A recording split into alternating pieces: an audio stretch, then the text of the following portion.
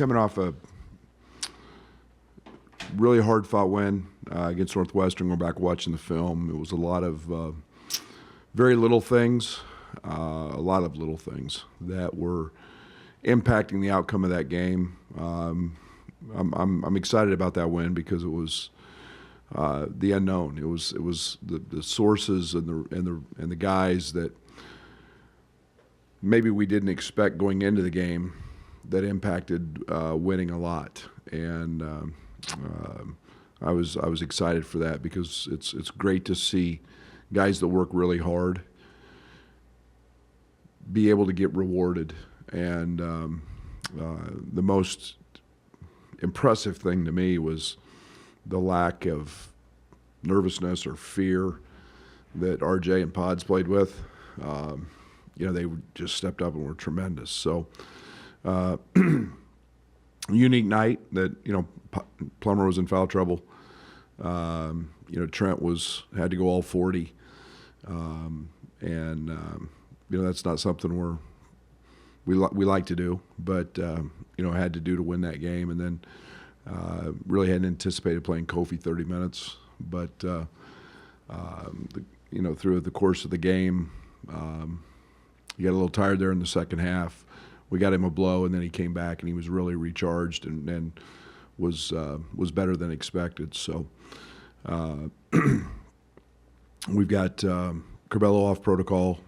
He's back and working out. Went through practice yesterday, so he is back into the mix. What that means yet, I don't know. We'll see how he's had such a lengthy time off, how that looks. But excited to have him back participating. Get one of the best teams in the country coming in here, and in Wisconsin. They're a team that's a little different than last year. They're playing a little more open, a little faster. They're a team that is, Davis has made an incredible jump from his freshman to his sophomore year, and then Brad Davison is playing at an all-conference level. And then to see Tyler Wall step up, I think Tyler's averaging 15 or 16 in his last 5. This is a very, very good Wisconsin basketball team, and they're typical. They'll post everybody. They've got 5 men who shoot it, and Davis is a high usage guy. He's getting 17, 18, 19 clips up every night. He's got an opportunity to go whenever he needs to go, and he's so athletic. He's very strong, and you've got to make everything difficult for him. But a very, very good basketball team will have to play awfully well to win. Brad, I think they're 10-1 in games decided by 2 possessions or less. Best record in the country. What makes them so good in those close games? How do they find ways to Davis and Davison. I mean, they both. There's no secret. Those guys get the ball and they get the ball in their spots and they've delivered. And Johnny's an elite mid-range scorer. Does it at all 3 levels. Does it from the 3, and he does it in post-ups. And and then Brad's closes games out at the free throw line, and he's made timely shots, and that's a pretty good recipe for winning. When you got more than one guy capable of sealing a game. Coach, big picture-wise, what does this game and really this next stretch of games mean for the net and seeding when tournament time comes around? Well, I imagine in a month it'll probably mean quite a bit more than it does to me right now. Right now it's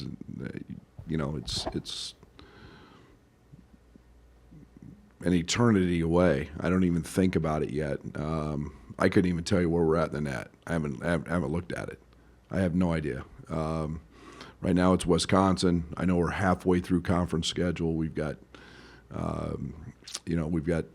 10 more games to go, and to me that's a long time. And We've got a very, very good basketball team coming in here tomorrow night, and that's where all my focus is. And a month from now, it may mean something a lot more or a lot less, but right now we're trying to win a Big Ten championship as they are.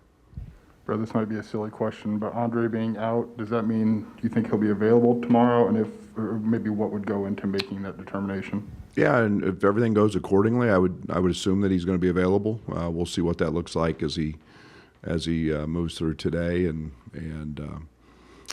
again, he's been out for a little bit, so we got to be diligent in what we do there.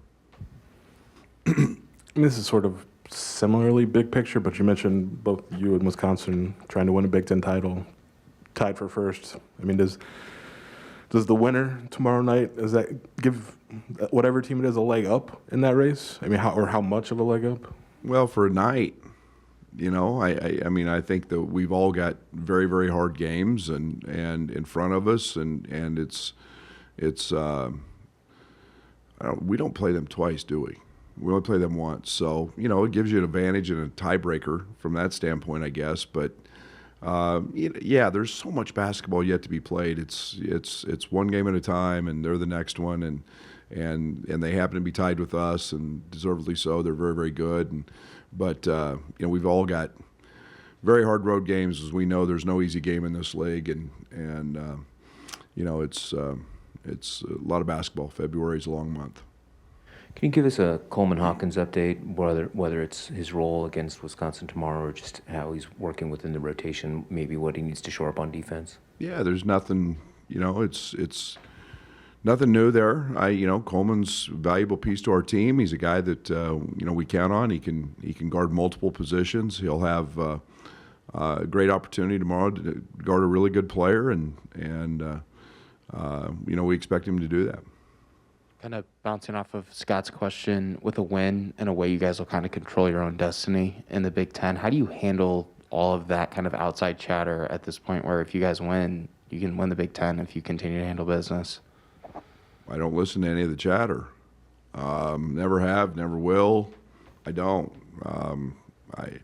Next game, simple, day to day. Can we be better today than we were yesterday?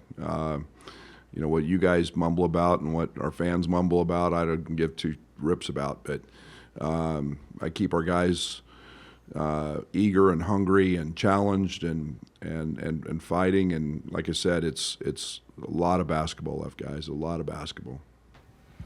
With Trent playing all 40 at Northwestern, I think with the overtime game, he's averaging almost 40 minutes a game over this last 4 or 5 game stretch. Is there a concern about diminishing return, just with him carrying that workload? It's too many minutes. Yeah. And, now if anybody can do it, it's him, because he's in elite shape and he's that guy. But I don't want to ever have to play guys like that. And that's I want guys to be able to maximize. And what Trent's doing on the defensive end is remarkable. Boo threw a 3 in at the buzzer that we let him have. Otherwise, that dude had 6. And Trent didn't blow a coverage. He had a 0.0 rating. So it's not fair to him. But again, he's that valuable to us, and obviously with Plum in foul trouble, we needed him on the court a good deal of the time, and I tried to always think about timeouts and opponents' timeouts and how those can help him up and with media timeouts. But I got to do a better job of getting him out some. 2 questions about pods. One, did you see in the recruiting process what would be a typical or cliched type military type school behavior out of him and maturity out of him when you recruited him? And 2, did you know really early on that you might be able to take him out of that state and have him be an out-of-state type prospect and recruit? Yeah, I don't think we think about where they come from, or we it's more about the pieces and how they fit, and loved his build, loved the fact he could shoot it, loved his IQ. He played multiple positions, he scored it in different ways, and that's a. He's a gym rat. He's a guy that lives in the gym. So, all those things played into fitting us. And we were fortunate we got him, and he's done nothing to disappoint at this point. He's been very, very hardworking and very, very diligent, very competitive. He's a very competitive young man. That's one of his best attributes.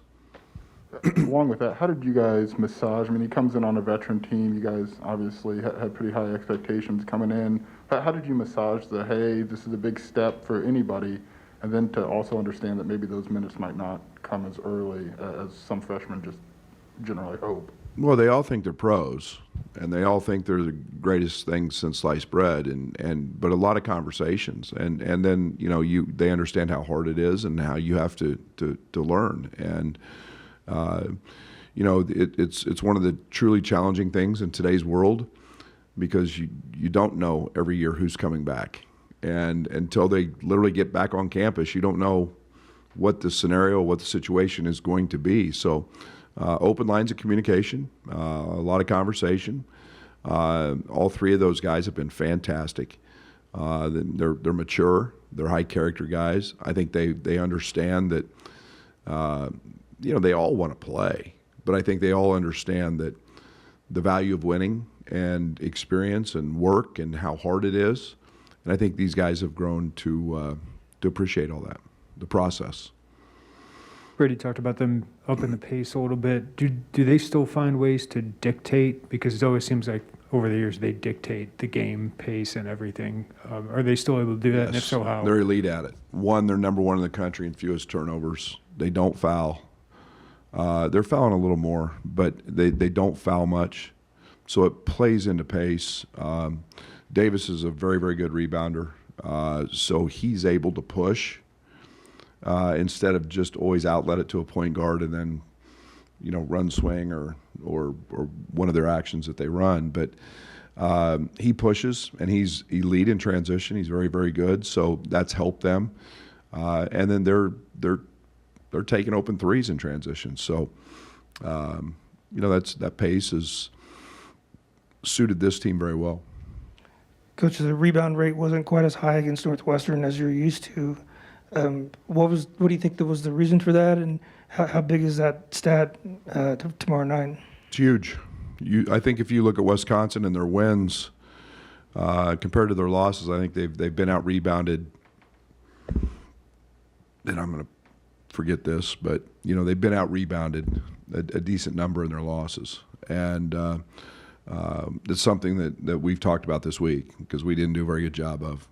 Just coincidentally, DeMonte got the tip dunk to put us in the lead, but we've got to get back to that. And we had some awkward lineups out there. We had some different lineups, but we've got to get back to finding some easy baskets.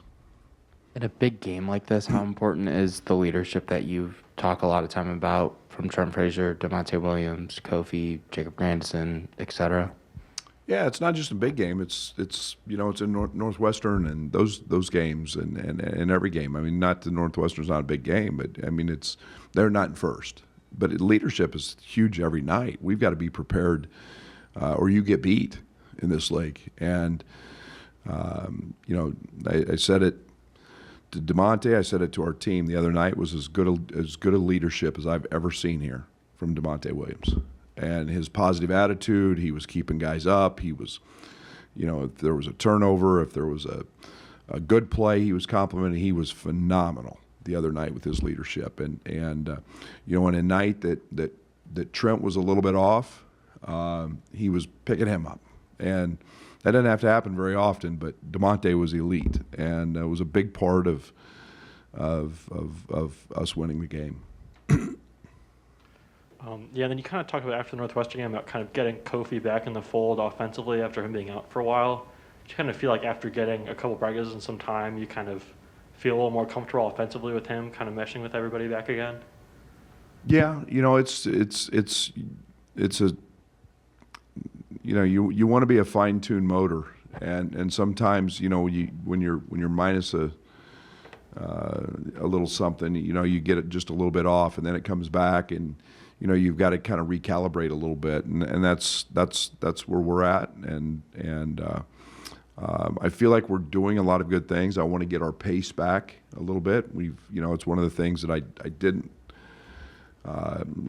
like in the Northwestern game for sure, because I thought that was one area we could exploit them. But we got to play with better tempo. We got to play with better flow, and that'll ease everything. But it takes time on that end too. It's something you got to really spend some time on, and we've spent a lot of time on it yesterday, and will again today.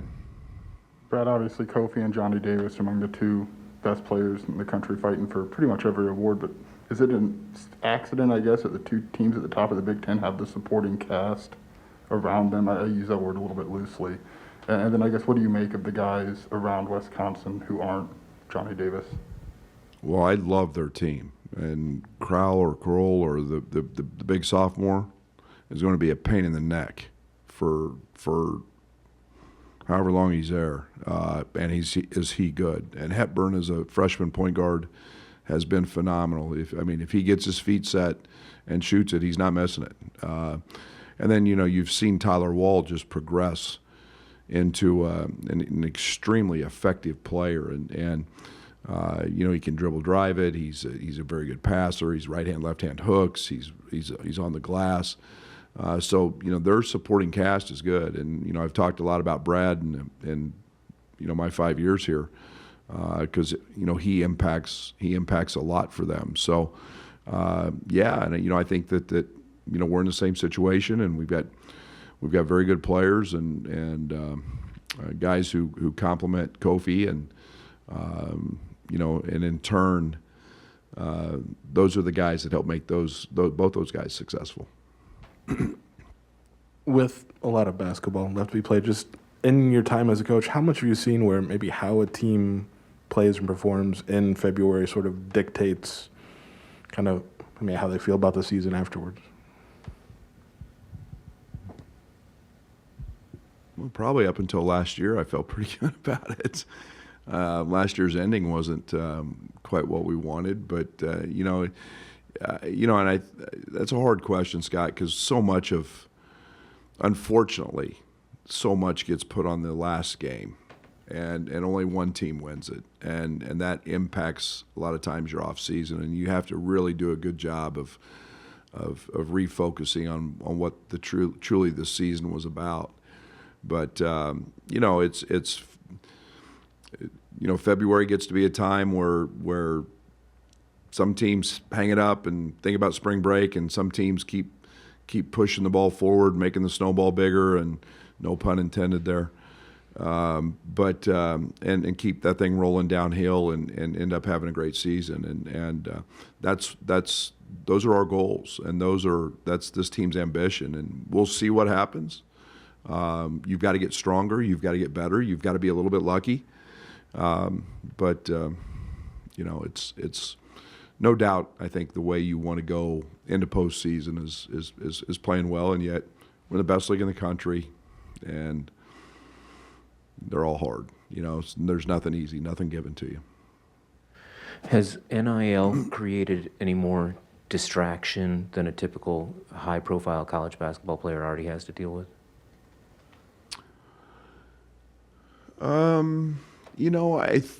I think there's some, in some cases, maybe. I don't know the complexity of that yet, because I stay out of it. I think there's no doubt guys have obligations that they have to fit in, but they're doing that around their normal schedule. I don't think it's been a huge issue at this point, but I think guys are managing it better than I would have thought going into the season. I've been pretty pleased with how they've done that. So I wouldn't call it a distraction. I think it's time that they've had to manage and learn how to manage. I was trying to figure out what happened today with Fonz and Reebok. Do you know anything about that? I don't. You mentioned Pods' competitiveness. What stood out quickly to you, maybe even specifically when you got to campus and you were seeing Trent and you were seeing DeMonte? I mean, does anything stand out about him kind of going back every time there in the early parts of summer? Yeah, one of his best attributes is he's very confident. He is fearless, and then you go through that, and then all of a sudden you realize that, okay, maybe there's some things I need to learn and I need to figure out, and then you kind of have to take that step back. But he's never lost his competitive drive through that, and then you have to realize what really a college basketball practice is about, and you know, you find your way through playing, but most importantly, you find your way through working, and practice is about like getting your team better. You know, there might be days where he shoots 5 balls in practice. You know, in the course of practice, we do a startup segment, but then you got to hone your craft. So then it becomes about the individual time and the getting with coaches to continue to get better. And once those guys figure that piece out, and that's the work piece, that it's not always fun, it's not always easy. But I think all of those guys, all of those freshmen, pods included, you know, they had to adjust to that, and you know, and then being a supportive teammate when they're not the guy, that's different for them. And but they've all great character kids, and they've all done a great job. Promise I'm not trying to get you in trouble, but I wanted to ask you about the flop warnings in college basketball this year. Just, I know you wanted to get that behavior out of the game, but does that have to be, in your mind, revisited in the idea of if my guy takes a charge, now there's a subjectivity that it could be considered a flop? I love the flop call in certain areas of the game. Like it needed to go away with the throw your head back, flail your arm as you're dribbling the ball down the court. It needed to go away, and the officials and the committees have done a great job of calling that. It needs to go away on jump shooters, on guys falling down and guys kicking their leg. We've cleaned that aspect. Now we've put it back into play with charges and blocks and everything else, and it becomes a pretty objective call again, and I think a hard one. And you know, it's my problem with the one the other night was there was already a blow given, and you know, if you've taken one, you know, that's supposed to be a point of emphasis. So you know, it's hard. It's hard. We're on the right path. We're getting rid of it, and it needs to be done. That part of the game is not basketball. So we're on the right path. It's just a sensitive call, I guess. Brad, just a little bit of housekeeping. Is Austin Hutchison still around the team? I haven't seen him on the bench in a while. Is his recovery going well? What's his status? Austin's back. Will be back with us today. Austin's been back in California. We started remotely from school. He had a surgery done before the day of the Missouri game, and so went home for Christmas, and we just left him there to spend time with family. There was no need for him to come back. He had his follow-up yesterday in St. Louis, and is back and will be back joining us around. But he's got another probably 4 to 8 weeks, somewhere in there, is what I was told, of recovery, and then he'll do that here as he finishes up the school year. During the football season, Coach Bielema talked a lot about November and the importance of finding success before the final stretch. You kind of did it there too, talking about February before you go into March. Why is it so difficult to find that in the last month of the season before that final big push? It's a grind. It is a grind. So we're today, I don't know, 70 some practices, and that number's down. You started to play a lot of games. You've traveled. You're in school, out of school. It becomes a mental thing as much as any physical thing. And I say that, and the physical piece is a big piece. I mean, bodies wear down, bodies break down, and you're not as physically fit. We are. You know, we got Fletch. We are. I mean, we lift every single day. We work out. We get stronger. We get better. But it's the mental piece to that you know, nobody wants to lose, but losing is not near as much fun as winning, and that impacts young people and how they play, or pros. It doesn't matter. And so, you know, you get towards that part of the season, and you've got to figure out what you're playing for, and that becomes a real challenge for some teams. Is that a snow question? If we get as much as forecasted, does that make you change your game day schedule any, or just in terms of maybe the guys getting here? Is there anything better than snow days? Seriously. I mean, no, it's an 8 o'clock game. You know, we've you know, the league's done a great job of communicating with Wisconsin, and you know, I think they're here or on their way already, and you know, the officials have been made aware, and so on and so forth. But we'll handle our daily routine and move forward, and we play in 72-degree climate-controlled weather, so everybody's good. And if we need a snowplow to go get them, we'll figure that out. But you know, it's you know, it's important that, you know, I hope all the fans, all the students that can come and be safe and feel safe doing it can get here. You know, I know it's not something you want to get out in, but man, it's going to be a heck of a college basketball game, and you know, our guys would love to see this place rocking and rolling. Coach, RJ Melendez is kind of a unique guy on your roster, a guy who can slash and put the ball on the floor. Is that something you've been missing with Curbelo being out? And if he could carve out that role down the stretch, what's that do for your team? Yeah, he's great.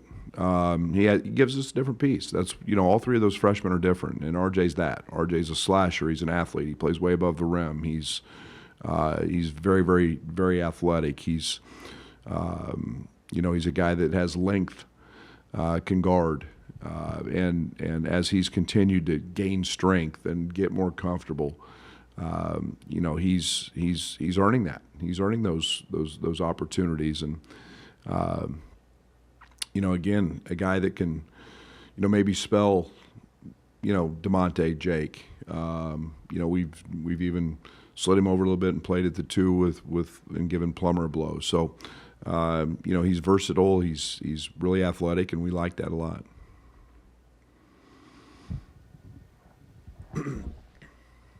Just want to follow the Hutchison question. What's the current state of the medical redshirt policy? How much time would he have left? I don't even. I'd have to go with compliance. I wouldn't know that offhand. I don't want to speculate on that. It's again, I'd probably say the wrong. I get all confused now because of the COVID year or the sit-out year. So I'd have to look at his clock with in regards to compliance. See everybody tomorrow.